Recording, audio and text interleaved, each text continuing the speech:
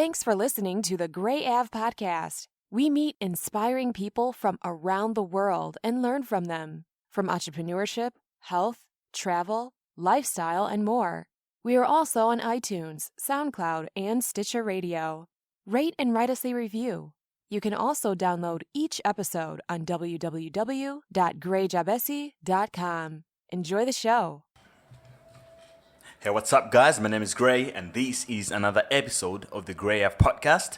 I'm sitting in my studio right now with Steven, and he is not doing anything.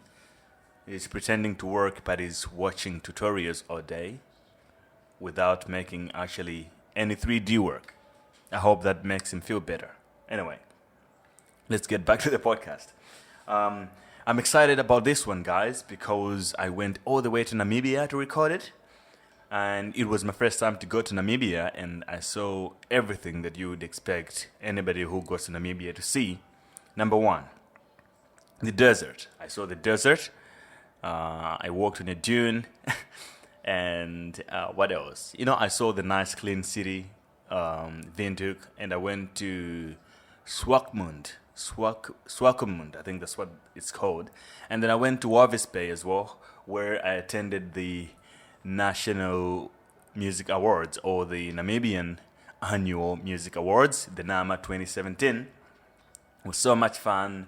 Watched a lot of good music acts, and which brings us to our today's guest, Gaza. He is the Namibian music artist, and according to Wikipedia, I'm just going to read it for you guys.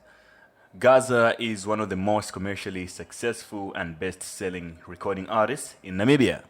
And if you don't know who Gaza is, you should probably do your research, do some Google, or you can probably just slap yourself.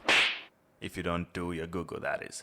So he has done music with some music acts like Davido from Nigeria, MT and Saudi from South Africa, and he has been active all over the years. So you should check him out. And for myself, one of my favorite songs from his new album is Swagger. You should check that song out. Just for starters, I recommend it. I'll put it in the link in the description. I'll put the link in the description so that you can definitely check it out. So I had fun, and I was lucky to spend time with Gaza for like 3 days. The 2 days before the awards, so I had a chance to see and witness the preparation and what he does, how he spends his time. So man, we spent time together with his team, and I saw everything behind the scenes to the time of the event where I actually witnessed them performing, and he won awards there. Him and his team walked away with 4 awards, which was great, man. I enjoyed the time, like I said. To me, it was just like, oh man, the whole excitement was just all over my head because, I'm in Namibia, in a new country, and, at the NAMA 2017 and awards was really great. So let's get back to today's podcast and what we talked about in our podcast. We recorded it the morning after the awards, so you'll be able to feel the excitement. And we talked about the excitement, and actually it was just a recap of the whole event in the morning. And then we talked about music and his responsibilities and what he has to deal with in the music and his process. How does he get around making good music? And I picked up a lot from this, to the point where he says he actually like to record in the dark sometimes because he doesn't want to get intimidated by his own reflection, which is really great. I picked up from that. Among other things that you would expect, Gaza is a great storyteller. So he tells his story from how he started to get to this point, which I actually never seen any interview with him about this. I mean, I did my research before I met him, so I was looking for interviews. So this is kind of like one of those rare interviews that you never had before. All right. So, and we talked about the importance of being yourself, which actually Gaza talked a lot about.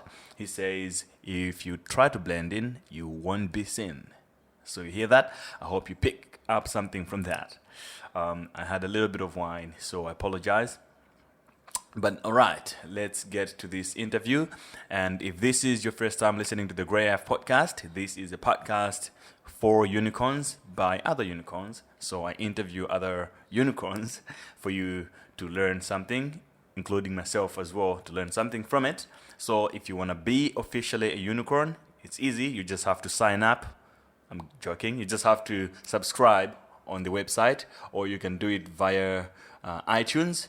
The Grey F podcast, just click subscribe, or the podcast app if you're using iTunes. Sorry, you're using Apple, you're using an iPhone.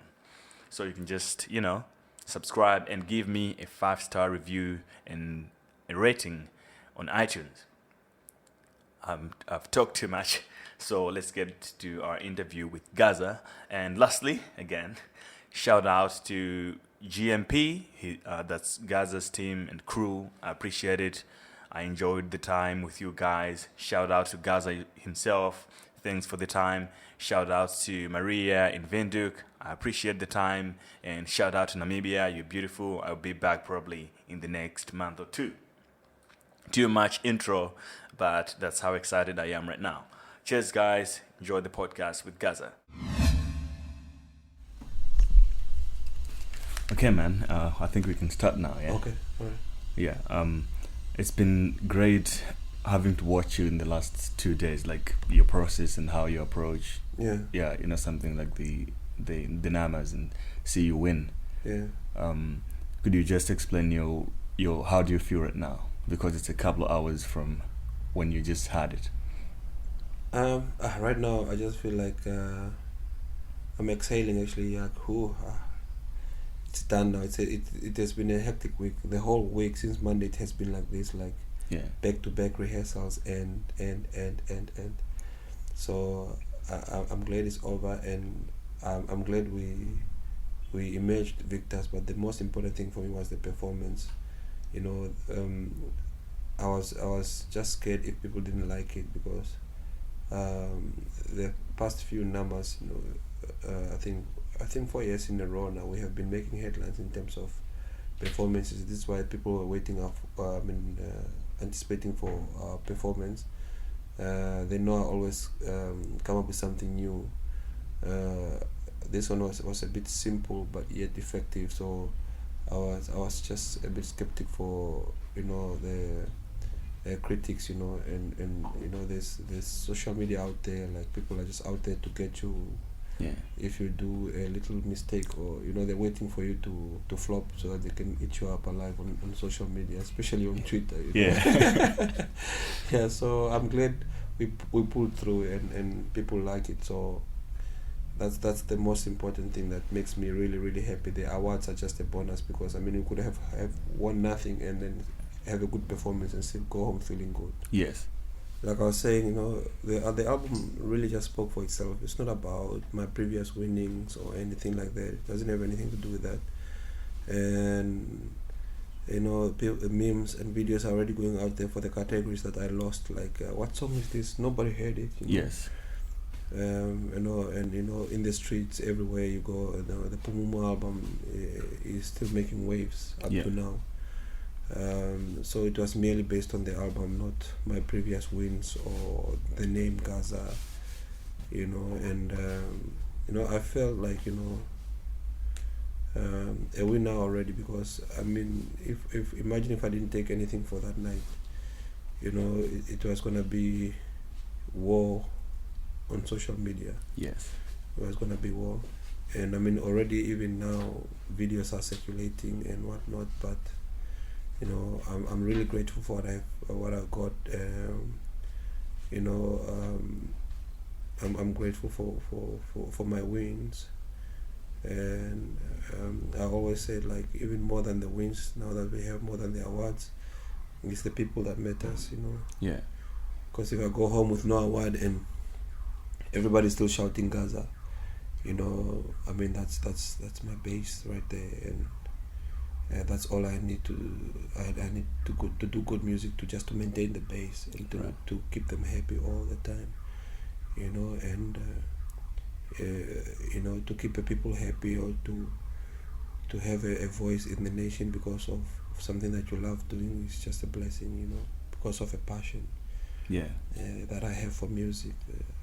It's just a blessing because when I do music, I'm not working. I'm actually enjoying myself. You know, that's my chance to be free. That's the only time I get to be free. Like, that's my total freedom. It's music. We are independent as a country, yes. We are free as a country, yes, but we still have a government, and you know, freedom and government, I don't think should be used in the same sentence, because I mean, you cannot be free and be governed at the same time. Yeah, so when I'm in the studio making music, there's no government there. That's my total freedom. Yes. You know. Yeah. So for the people listening who might not be familiar with your music, could you just give them how your musical career stemmed? Like, where did it all begin, and why, and how you got your name? Because it's quite a name that everybody realizes, but they don't know why you have that. My music career, I think, started at primary school, like many moons ago. In a way, we used to beat on the desks, and I would always be the one rapping, you know, and then I would have people that would beat on the desk as for drums, and I'll follow that rhythm and I'll rap. You know these raps that used to circulate around, and if you heard it first from Cape Town, and then you were the first one to do it at school, then you're the coolest kid on the block. Your music is the key to set yourself free from what is wrong and police property, you know. Basketball is the game for all. If you got the ball, don't let it fall, you know. The basic rhyme. So those that's how we started. And then in church, you know, my mom always took me to church. I'm Seventh-day Adventist, and then we had a youth choir, and then we had a quartet in church. That's where I learned about the different harmonies on vocals. I used to be a first tenor, by the way. Right. Yeah. So after that, high school, I also joined the school choir and the school the school revue was led by Miss Opperman. And because of my charisma and love for music, she always gave me some lead parts, you know. You know, and it was a white school, and you know, everybody liked me because of that talent, you know. It didn't matter whether black or white, you know, they all loved me, you know. Like, if I go in with my solo, the whole hall will stand up, you know. And then I went to study in Cape Town. That's where actually I recorded my first song. In Cape Town also, we used to have a quartet called Pentec Male Voices. That's for Peninsula Technicon. So music followed me everywhere. After Cape Town, when I recorded my first song, I came back to Namibia. I recorded a few songs. When I was working, I thought, it's just something for fun. And I went to the UK, like, I wanted to work. I wanted to make a life for myself.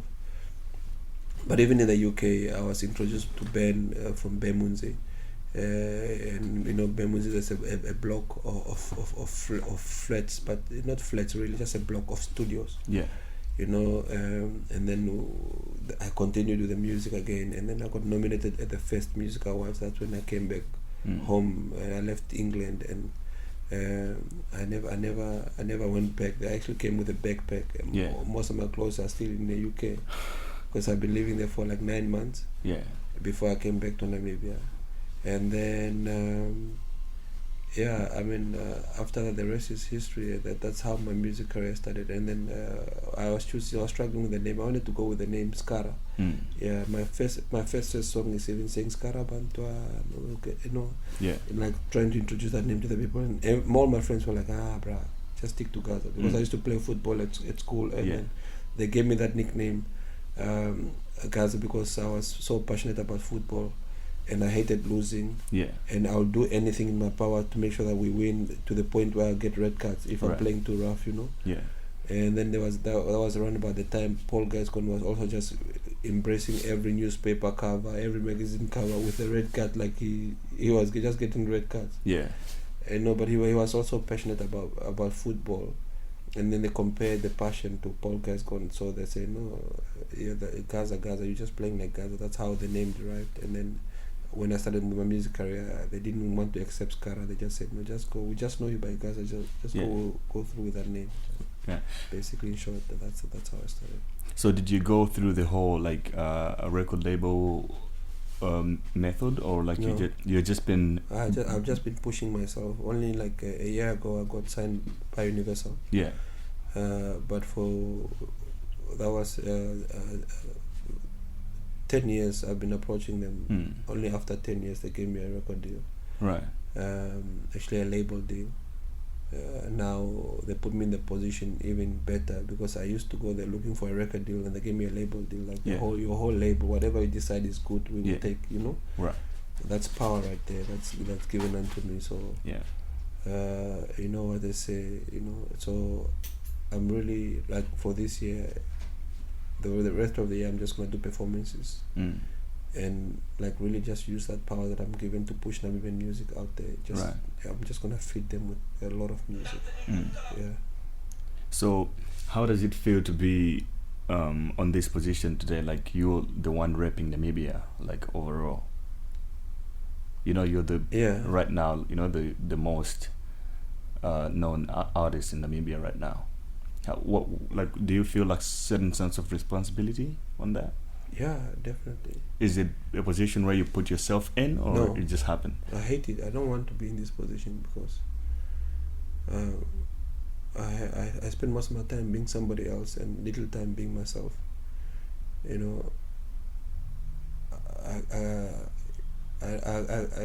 I'm missing the precious moments in life. Seeing my kids grow up. Like every time I go home, they just surprise me with new things, and I don't see it coming. The language they speak, everything is amazing to me. I know they love me, and I love them, and they know that I love them. Yeah. And even my youngest now, he was trying to bribe me, because we spent a little bit of time together. He went on holiday first while the eldest was still going to school. So we used to drive around together doing my work, and I think he was growing attached. And then before I came here, he was bribing me to say, no, you know what, Dad, let's make a deal. I'm like, what? You're not going to leave this house unless you're going to the game shop. That's really some. In his own way, he's telling me that every time you go away, we miss you. Yeah, totally. So having such responsibility steals away from such moments for me. Spending time with my wife, just talking, to get close, to each other. Because for now, it's like being married is not a relationship; it's like a responsibility. Yes. I have to go home to my wife. I have to, but just moments like to speak and just to reflect on life and build from there. I know we've been together for a long time, but it's not enough. Yeah. We're still young right now, so we should be doing most of the living now. Yeah. Not when we're old, Yeah. So it's because of my responsibility, and even now I had a talk with her, or at least we got a chance to spend time together when she came through on Thursday. And I told her, you know what, we're not wealthy, we're not what, we have a house to build, we have inheritance to leave for the kids. Let me just work. Yeah. Don't take it personal. Sure. When I'm gone most of the time, let me just work. And she's like, yeah, no, I understand, but still that doesn't make it better for me. I'm just doing because I have no choice. Yeah. But I really, really hate all these responsibilities. I wish there was another way where I could balance everything. I'm a people's person, and I hate making people feel left out. Right. Yeah, so those are the challenges, man. So, but I have to embrace the responsibility now and just move on. There's no turn back now. Yeah, I just have to see it through. But like from the event last night, you gave a speech on your very last award. Yeah. Like that feels to me like you have like a big mission, to still drive this whole thing and take it to the next level, like represent Namibia at the top. Yeah. So like, how do you see the balance coming? Like when you feel like that, you feel responsible as a leader to some level. Yeah. At the same time, you say, you don't like the responsibility between the two. I don't like the responsibility, but I have accepted the responsibility. Right. And when I have accepted the responsibility, I cannot leave it halfway. I have to see it through, And with this responsibility, I still stand a chance to save my family from poverty. I feel like I am the sacrifice. Yeah. In order for my family to have some to inherit some wealth, Yeah. And my wealth will come, or their wealth will come from my hard work. Yeah.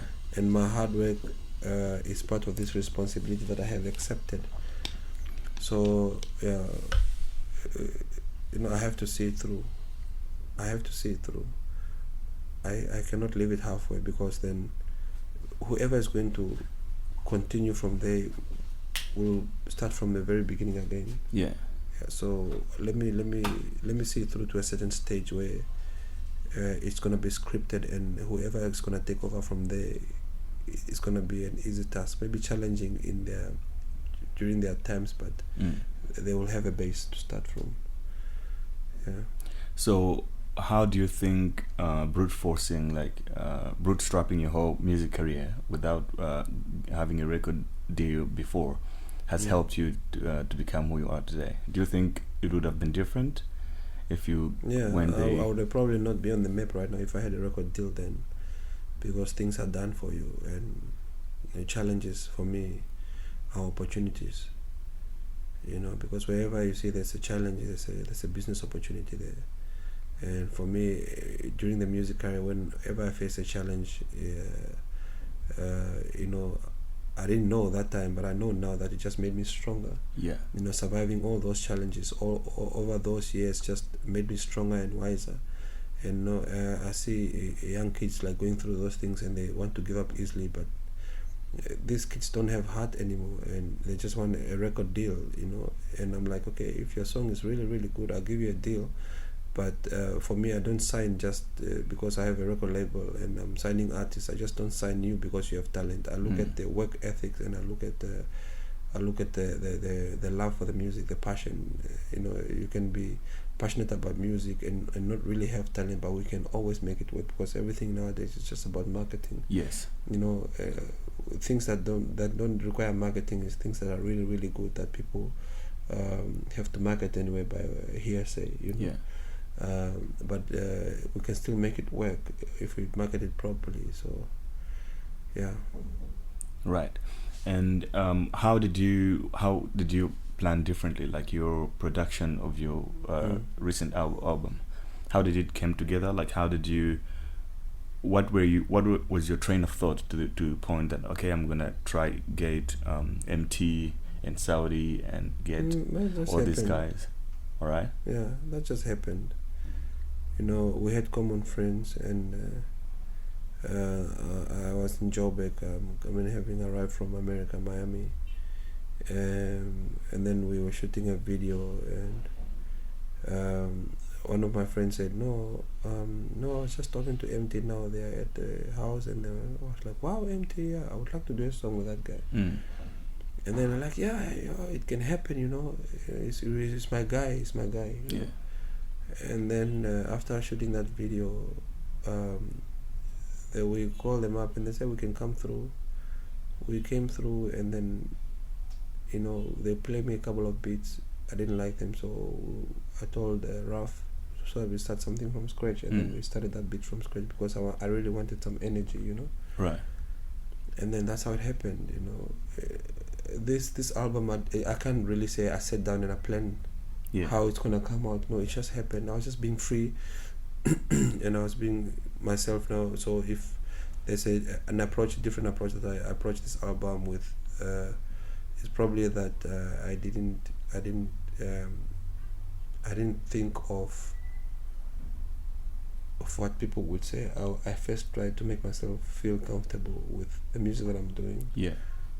Every time I went into the studio, there's a lot of songs that are not. I mean, I had over maybe 30, maybe close to 40 songs. Right. Where we picked the 27 from on the album. The album's got 27. Because 27 of those, I felt like if the world don't hear this, I didn't do myself justice. Yeah. So basically, the approach was just to be myself and to be a bit more free and a bit more musical. You know, like when you're producing with people, like sometimes there are things at the back of your mind that you think are crazy. You cannot really say them, and then in order for you not to look weird. What happened this time is that I set up a studio at my house. So most of the crazy stuff that people laugh now that I did them when I was alone, and sometimes even when I'm alone I switch off the light and I record in the dark so that I don't intimidate myself, like you know when you see your reflection you also start to doubt yourself, but when it's totally dark it's like it's really just you and yourself. So most of the music came from that place in my heart, you know, and everything that I'm afraid of trying in front of people I did try alone. And there's a song called Imba on the album, which is very, very big, which is a motivational song. That song I recorded myself, like with producers around, but I recorded myself from start to finish. There's songs that I composed, a song like Uyuni, meaning the world.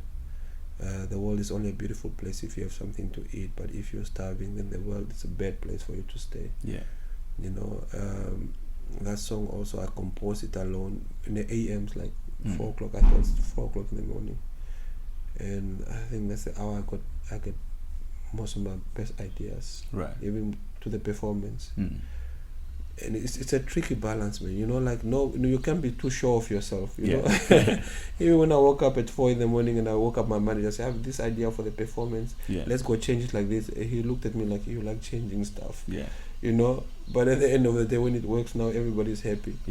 And then yesterday I even asked him, you see, so you guys were probably thinking this guy is crazy. You know, when I woke up at 4 and I told him to wake the boys up. And then I'm there auditioning for them, like, and then we go bang, dun, dun, you know. They're like, okay. Obviously they're just waking up.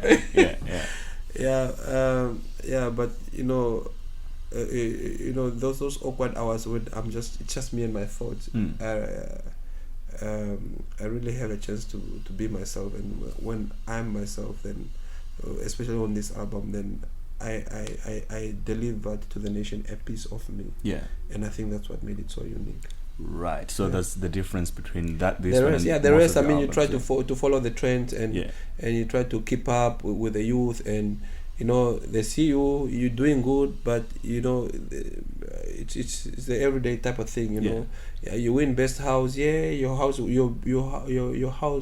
Your house music was the best for this year, but there's a lot of other house music, but there's a lot of genres on this album. We don't even know what it is. It's just music, like we feel it, you like it, but you can't say what it is. Even the song Swagger, they couldn't categorize it, whether it's Kwaito or what. They can't. I myself can't, you know, because I just did what I felt, and I felt like the keys must go that way, the beats must go that way. This is it. I'm loving this. Let's do it, you know.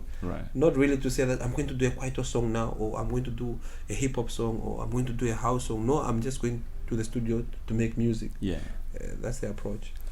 So you spoke on vulnerability on the level where if you want to record a song, and you know you have this whole hype with people around you, or even having lights on itself would force you to write something that just like you think yourself through the mind of someone else, like how would they see me or feel. Something people must like. It's like and now you can, it's hard in that way to give like the real you and like give your thoughts away.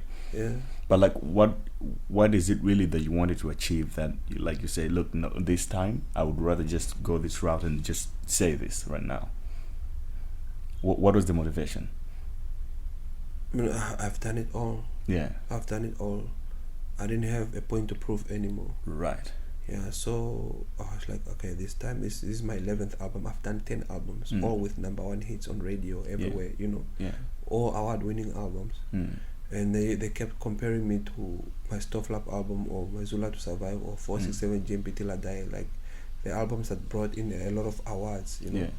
And I was like, what is it that I did? When I was young, I was like stupid and carefree, and I didn't really care who says what. I didn't have responsibilities. I just said my mind. Yeah. And I wanted to go back to that place. Right. You know, but I mean, I'm older, I'm wiser now.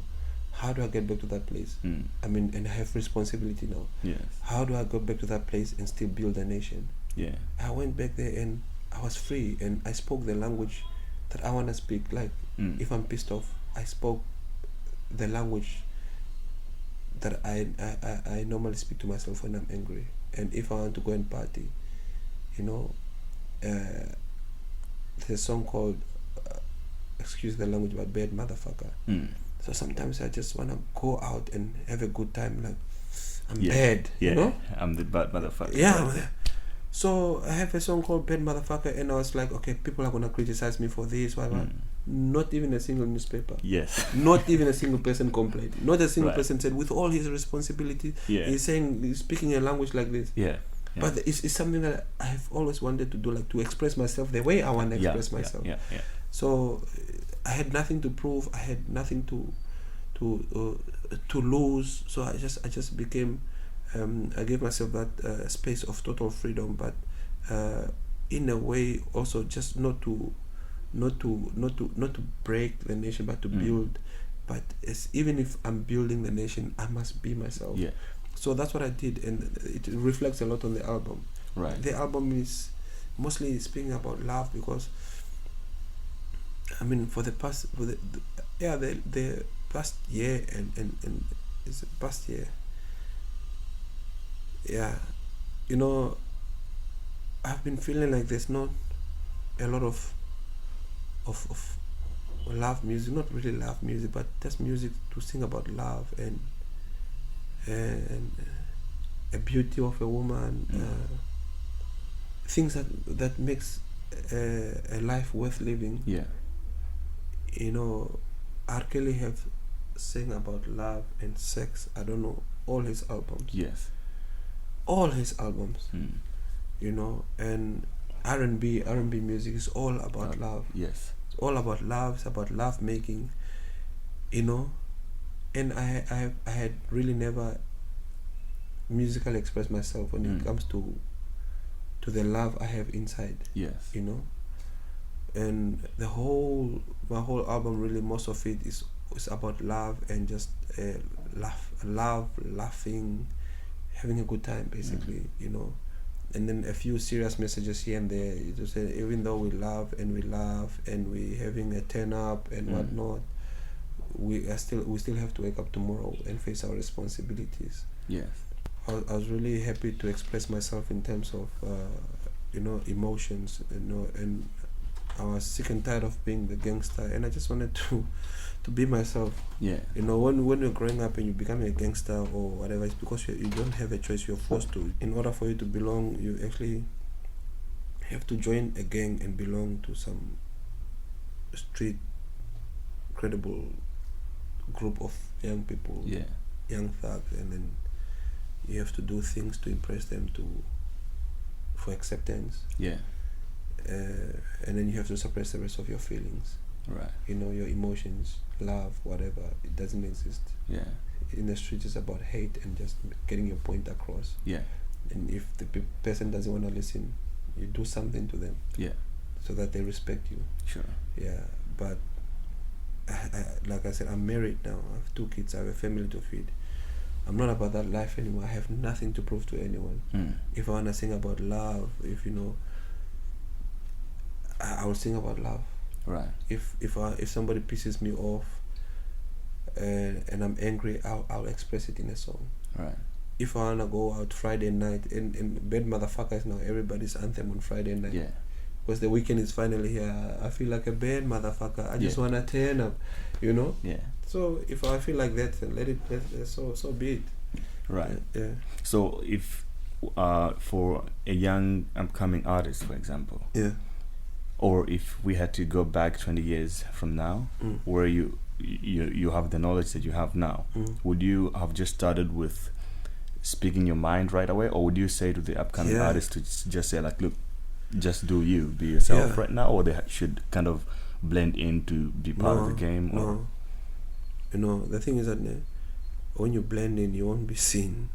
Right. Yeah, and we are all created like, as individuals, we are all created unique. And your uniqueness can be weird sometimes. It might not be appreciated at that time. Yeah. But I swear it will always pay off. Right. It will always pay off. Sometimes it will take patience, and patience and passion go together. And when you are passionate, patience it's automatic because you love what you're doing. Yes. Only when you are going to do a job, you know, to do a genre that you don't really feel because it's trending, and it doesn't come from your passion anymore, and you feel like you're working. But when you're passionate about something, and then patience comes automatically. So it doesn't matter whether 10 years for people to recognize you or to see your uniqueness. By the time it arises, or when people realize, it's gonna be worth it. Yeah. And then you also should have a comfort in knowing that no one else can do it like you, because that's your uniqueness. Yes. Yeah. Oh yeah. Yeah. Yeah. Yeah. So it's not a trained trade where you know, and I realized after I've done this album and all those crazy thoughts that I was having and stuff, you know, to the point where I do voices in the music, and I do, you know, just like instrumentation that's not in any of the programs, and those I put it in with my voice. You know, that's a musical freedom right there. And I realized that I was not so crazy after I watched documentaries like of Fela Kuti, Femi Kuti, you know, Michael Jackson during him when he was creating his last tour, and how he wanted the music to be precise. You know, and that's how I like my thing, because it's gonna haunt me for the rest of my life if that note that I say you must change, you didn't change it, and you feel like it's fine the way it is. It's gonna haunt me for the rest of my life. So, you know, she's stealing my focus. Okay. Babe, huh? Let's just give us a chance so we finish. Yeah.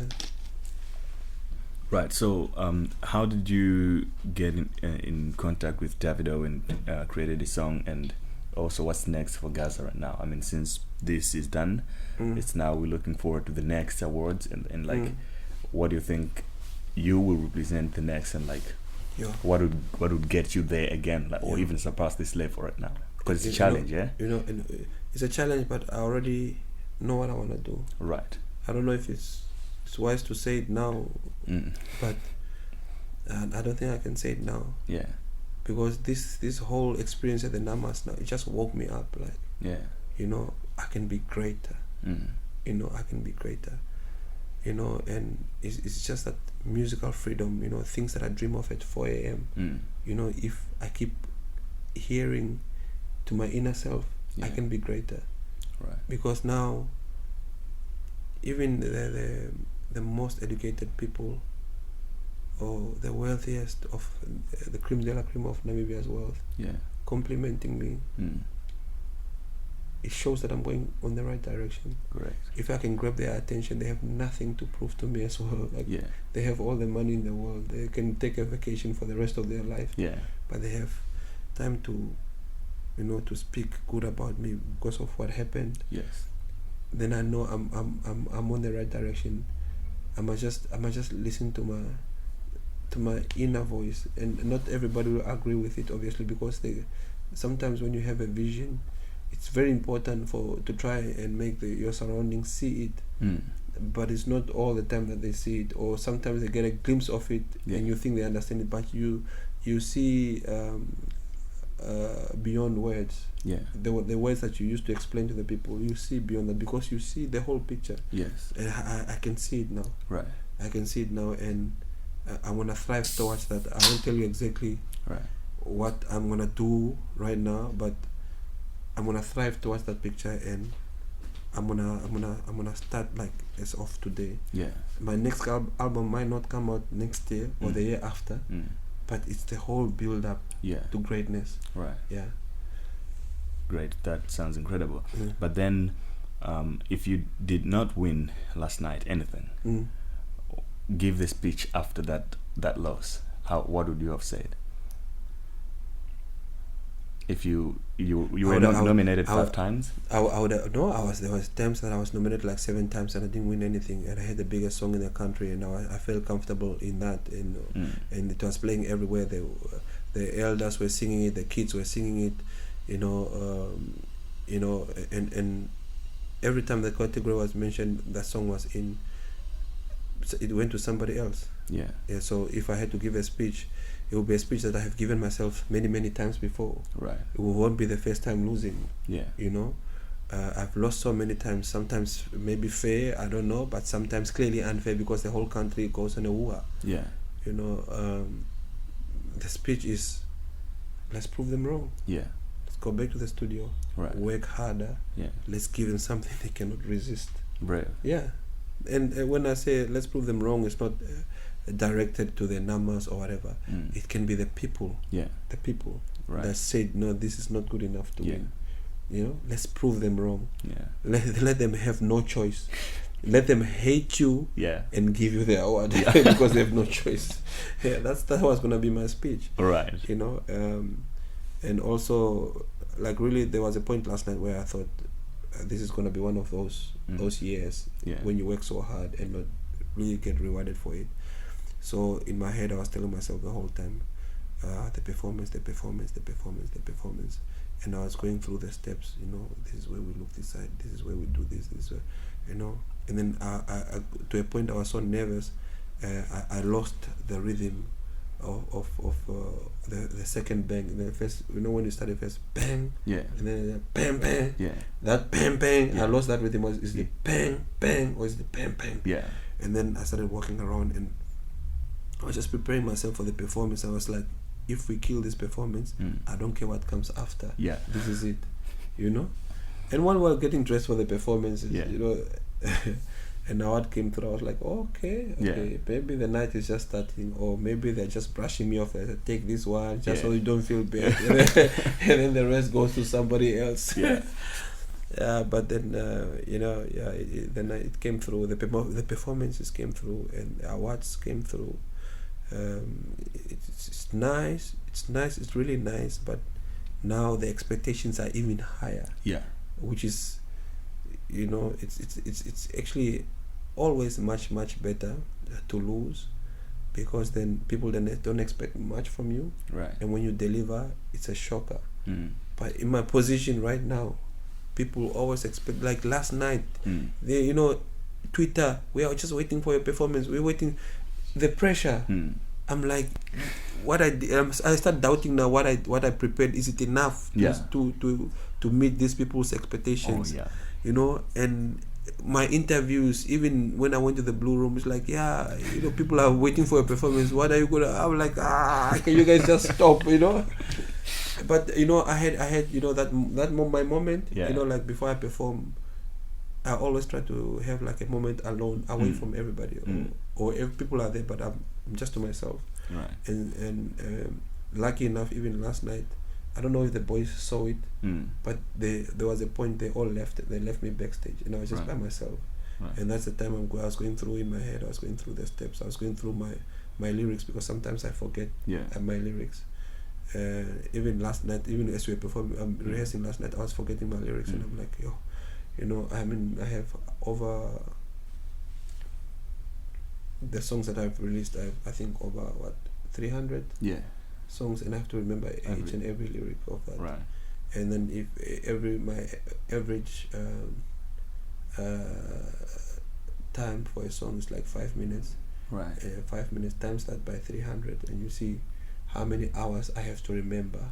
Constantly. It's not easy. 1,500, over 1,500 hours. Yeah. That's like going to America and back. So it's not easy, and even my biggest hits, sometimes I just mix up the words with my previous hits, and the guys laugh at me because when I do that, but it's because when I don't really write music anymore. Like what I sing with what I feel for that moment. Oh, is it? Yeah. Right. What I feel for that moment, and then it's hard to remember because it's not written down. Yeah, but I mix up things, the first verses to the last or whatever. You Yeah. know, even last night I think I did, but it's a very short mistake. Normally I really do a lot of mistakes. Yeah. It was very short, and you won't really see it because I'm singing live. Yeah. You know. Yeah. I repeated some stuff there, and then I caught up. You know, later. Yeah. You won't really see it. Yeah. So, yeah, it was a great experience. Right. Yeah.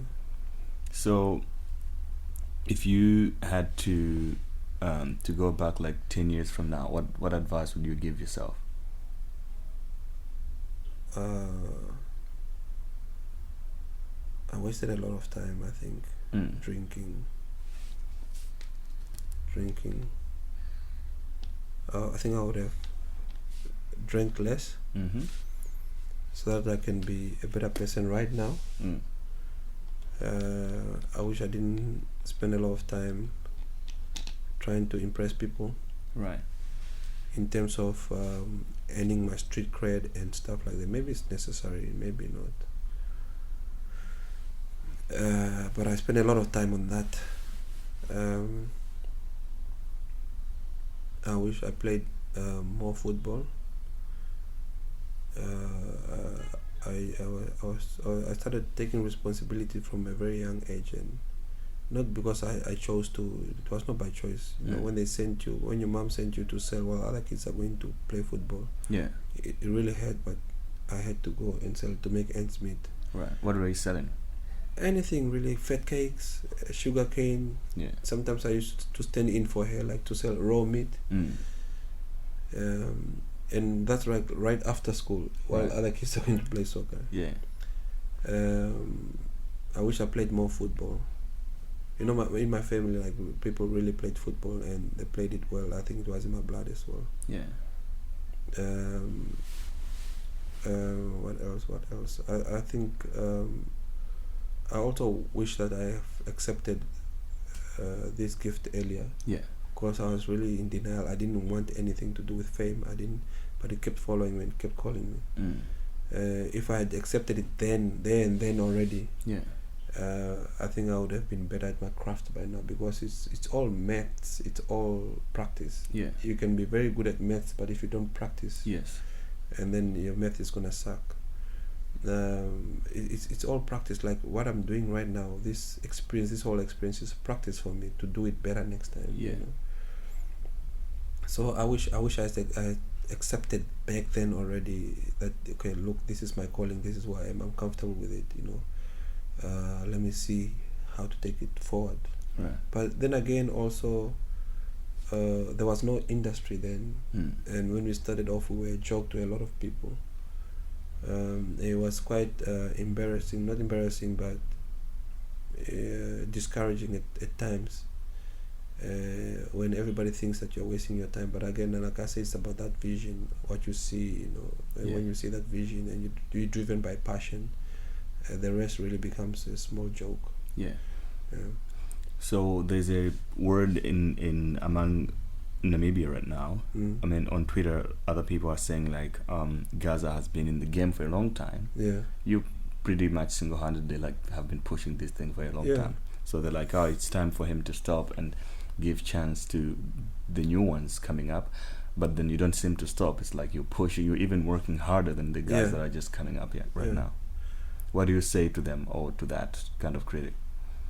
You know, I come from an era of doing things. Right. And these kids are born in an era of saying things. All right. That's the difference. The Twitter wars. Yeah. Every kid has got a smartphone now, and it's got an alter ego on social media. I'm not about that life. I'm about just doing things. Yeah. If I put my head to it, I do it, and I don't stop until I get it right. You know, my house. You know, babe. Like really, you're just distracting me. That's my wife. They're just spilling things, and if people heard what was going on, that's filling around of plastic bags, and that's my wife right there. Yeah, they'll hear it. Yeah, they will hear that. Yeah. Yeah. Okay. Anyway, I was saying, you know, I'm from the era of doing things. If I put my mind to it, our house that we're constructing right now, the people that constructed it wrong, not the way I envisioned it, and they broke it down and rebuilt it again. Right. Yeah. For me, at this point right now, I'm so fired up. I wish I could just express myself on what I'm gonna do next, but I can't because it must be as a surprise to the whole nation. I'm so fired up right now. I'm so motivated that even those people with their Twitter fingers saying that I must step down, they'll be the first to praise me when I'm done doing what it's gonna take time to construct, just like our house. We're gonna build it and break it down and build it until it's perfect. Yes. But I'm onto something. I'm onto something. I think that after this, I don't know what else I'm gonna do after I'm gonna do what I have planned or I'm envisioning. I don't know what else I'm gonna do to be greater than that. Yeah. I think maybe just to keep improving on that plane will still keep me relevant. But I've been cutting CDs and recording in studios for doing the same thing for about 10 years. Yeah. The next one, I think it's the mother of them all. It's the next one is the one that will allow me to have total freedom in music. Yeah. Everywhere, and whether I'm on stage, whether I'm just sitting here with you, whether I'm at home, it will give me that. Right. Yeah. And I think after the next one, then they can call me a legend. Yeah. A living legend. So even though they feel like you're accomplished, you still feel like you have a long way to go. No, I think this is I'm at the point right now where I think people just gave me a pass to exercise my thoughts. Right. Yeah. So now they're gonna see my thoughts now. Yeah, because now there's no more. Music before used to be in boundaries. You're a hip hop artist, you must just do hip hop. Yeah. Now my plan is just to do music, really music. Right.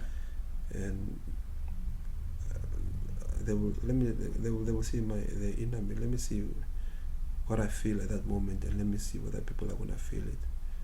But either way, it's gonna be different. Right. Yeah. So lastly, could you just elaborate on the speech you gave on the very last Which award? one is that? Yeah? Like the speech you talked, that everybody was talking about last night. On the last award. What did I say? The last thing. Funny vote. The emotional. The speech, yeah. Simon Akambrona is the guy that brought me up. When I was, I think about 8 years old, my father took me to his family for upbringing. Yeah. They teach you manners, they teach you to be a man. Who is that? Could you just explain the name you mentioned? Simon Akambrona. Yeah. Is the guy that I was given at the village. Okay. My father took me there, dropped me there with my suitcase. All right. And I stayed there for a couple of years. All right. To be taught how to be a man. Okay. That's traditional. Yeah. All right. How to cultivate mahangu, how to plow, how to dig a well. Yeah. How to look after cattle. Yeah. That whole exercise. And my school was about, I think, 6.5 kilometers. I had to travel every day, back and forth. It's about 13 kilometers every day. Yeah. You see this? Yeah. They were not built overnight. Okay. To the people listening, he's showing me his calf. It's from the back and forth running to school all those years. Right. So this guy really, he was the head of the house, obviously. So I was living under his government, and he taught me to be a man. And I gave him credit because if he didn't make me a very strong man, I wouldn't have survived all the criticism, all the negativity and publications that came my way, way after he passed away. Yeah. So last night I actually remembered him because I'm like, this hard work and dedication and whatnot, which people in the city think it's really tough. It's really easy for me because of the character that guy gave me. All right. You see, so that's where it started actually. Yeah. He was molding me for something greater. He didn't know what it is. Yeah. but he was just molding my character for something greater. When I went there first from the city, I used to cry a lot, and I used to do it to the point where I saw, you know what, here when you cry, you don't get attention. Yeah. You actually get excluded. Yeah. So I came to I came to realize that it's no use. And then after, I think even like on his last days,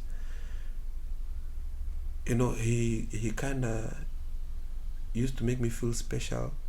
At the village, when you eat canned fish, it's something very special. Right. Yeah, and sometimes only he would eat that. Yeah. And then sometimes he will say, I must go. And he eats at his room. And in my village, the husband does not sleep in the same room with the wife. All right. The wife must sleep with the kids in Onjugo. Yeah. And he sleeps alone in his kalili. Yeah. It's called a kalili. What is it? It's like his bedroom, but it's got like a place. In today's world, I think it's a bachelor flat. Oh, okay. So he's got his own traditional bachelor flat. Yeah. In the house. Right. So, and then he would say, I must go and take Iyuma. Is like traditional cutlery. Not cutlery really. It's like Iyuma is when you put the plates together, but traditional stuff. Yeah. And a titi is where you put your stew. Yeah. And imbali is where you put your porridge. Yeah. Now together it's called Iyuma. All right. So he would say, no, Karando and Nakatari Iyuma, like Gaza should be the one to go get the Iyuma from there. Yeah. And then he will leave me a piece of fish in there. And then I have to eat it there. Yeah. Before I take them, And I was like, okay, why is this guy treating me special? Yeah. I'm not even his child. Yeah. And his kids are there.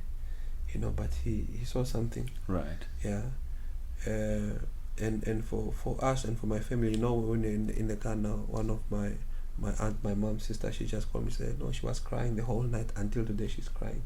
Oh. Yeah, because I'm like the blessing of the family now. Like I say one word and the whole nation is listening. Yes. And it's for the first time in my family. They never saw that coming. I never saw it coming because I grew up thinking that poverty is a part of life, and I was just gonna be in that for the rest of my life. Eating from dustbins or from the hostel, collecting leftover food from the hostels, and right. That was the way of survival in Shakati for us.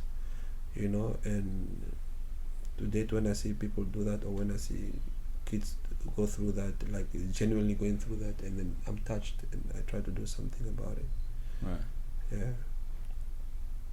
So what would be the last thing that you want to say, or like tell everyone, or let the nation know? Yeah, just to continue on the speech. That was just the beginning. Oh, and okay. Then came to my leaders, because I was saying it like that's a torch, the marathon torch that you pass on. Yeah.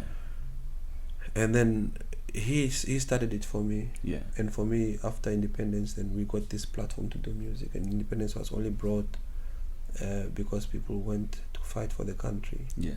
And the first person that came and went to fight for the country to the United Nations, and the resolution 435 came through, was our founding father. So for me, he then carried that torch, right, which Simon Nakambrona gave me, because Simon died from injuries that he was beaten by the South African army. Yeah. Broken ribs to the point later he just died. Right. Yeah. So for me, he didn't die. His spirit and his torch went to Semnioma, and then Semnioma gave us independence, and then he said, you know what, my job is done. I'm giving the torch now to Nifke Punyapuhamba. Yeah.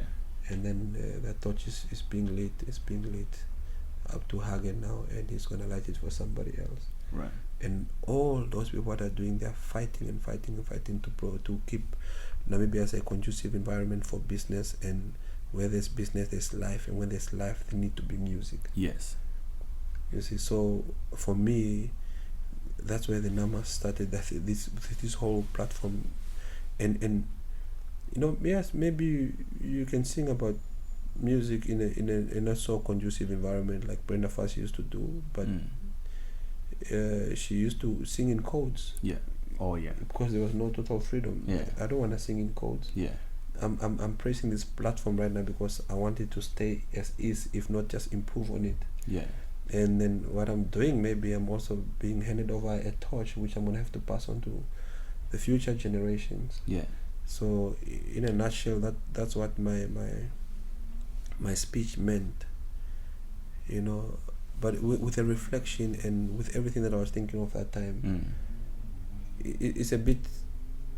It was. I said, okay, the speech, according to the people, it was long, but the vision that I had in my mind was even way bigger, because when I say Simon Akambrona, when I say his name, I'm imagining things that he taught me, the way he walked, the way he would say things, and the way he would beat us if you do something wrong, or the way he would punish us. If one kettle is missing, the way you have to go all night until you find that kettle. Wow. Yeah. And you did that stuff. Yeah, at that time, and I was only a teenager. Yeah. You know, and I see kids, they're still doing it now at the village. You know, and now I'm just looking at them and saying, maybe one day it'll be something great. Yeah. Yeah. I used to be by the gravel road and you'll see the cars coming, you know, the dust from fire, and you'll be like, you run to the road. Running to the road is like what, maybe 2,000 meters from the house. You run fast so that when that car passes, you look at it and you look at the color and you say, you claim it, it's yours. That's my car. So that when it comes back and there's other kids in the village, you can even fight to say, no, I claimed it first when it passed here this time, you know, it's my car. You can even fight. Just to give people some clarity on that, it meant in the village that you grew up on, there were no cars a lot. There was no tar road. There was no. You see maybe 2 or 3 cars in a day. Yeah, that passing by, you know, transporting people. And even when they transport people didn't travel as frequent because the roads were also bad. You know, it comes once and then maybe it goes back the next day. Yeah. So it was crazy. So what happened then when you got your first car? With that, like, being brought up as that? My first car, I didn't really see it as a really first car. It was just a beginning, a mode of transport. I was working, I needed to go from point A to point B. I got myself a Mazda Mix 323. It used to do the do. But I mean, my second car I got, my Mazda Mix I got when I was working. My second car, which was a Honda Prelude, I got through music. That was my proud moment. You know, and the music that I put in that car, it could make alarms go off in a parking lot. It was hectic. Right. What were you working as before you went 100% in music? I was in the marketing department of Minolco, Namibia, which is now Konica Minolta. Right.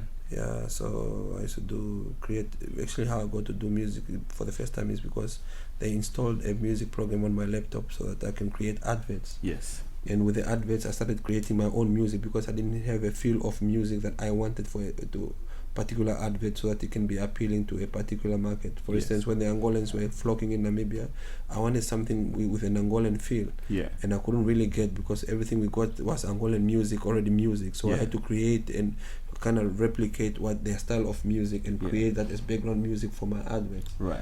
And then that's how I decided, okay, actually I can take it further and make my own songs since I can do this, you know. Yeah. And that program at that time was Fruity Loops, and I self-taught, you know, Fruity Loops. So that's how I started making my first songs through Fruity. Great, man. Yeah. Yeah, so like how does your process work now in terms of producing? I've seen part of your team here in the last 2 days. Yeah. Like, do you have, is it all in-house best? Like you just work with it? Yeah, mostly. Yeah. Mostly it's all in-house. Right. You know, one day I was sitting back and just looking at the way we work. It's kind of amazing because you can't claim a beat anymore. Like, you know, the music that you, because we were working on something, and now we also found each other's strong points. Yeah. You know, you find that Shoza is good at bass lines. Right. Semi is good at drum programming the drums. Yeah. You know, and I'm good at melodies like chords. Yeah. So we put the three of us together. You're gonna have a kick-ass bass line. You're gonna have a kick-ass drum line. You're gonna have a kick-ass melody. Yeah. You're gonna have a hit. You know, so that's how we work. You know, we'd be in the studio, like, even now we could be working. The music is just playing on the background. We're talking until something comes up, and then you go and press ding ding. Yeah. That's how we work now, mostly. But then sometimes you also get producers sending you music, like songs. Like, I have this beat. I think I have about 2 or 3 songs from outside, but the rest is just really in house. Yeah. Right. Cool, man. It was nice chatting to you. No, thank you, man. Great, I appreciate it. Is there anything you would like to say before we close? Nah, not really, man. I mean, I just told you my life. Yeah, basically. pretty much. In an hour. Yeah, in an hour. 2 minutes. So, yeah. So yeah, no, it's been a pleasure, and I hope the next time we speak is when I'm revealing what I was. Yeah, totally. That would be great. And then we can review that and see whether it worked or not. Yeah. Cool. Positive. Yeah. Thanks, Yeah, man. Yeah.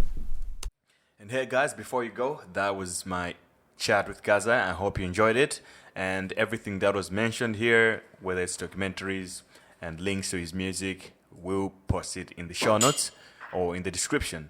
And before I forget, I'm actually on social media now, so you can find me on Instagram, GreyJ265. That's GreyJay265. I think it's the same on Twitter, and on Facebook it's Grey Jabesi.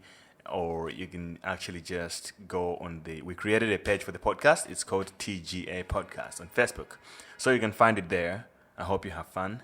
Don't forget to subscribe to the Grey Ave Podcast. And I hope you stay awesome and stay unicorning. I'm Steve at my studio here, and Steve is still clicking, watching tutorials, pretending to work. Thanks, guys. Steve, why are you watching tutorials, bro?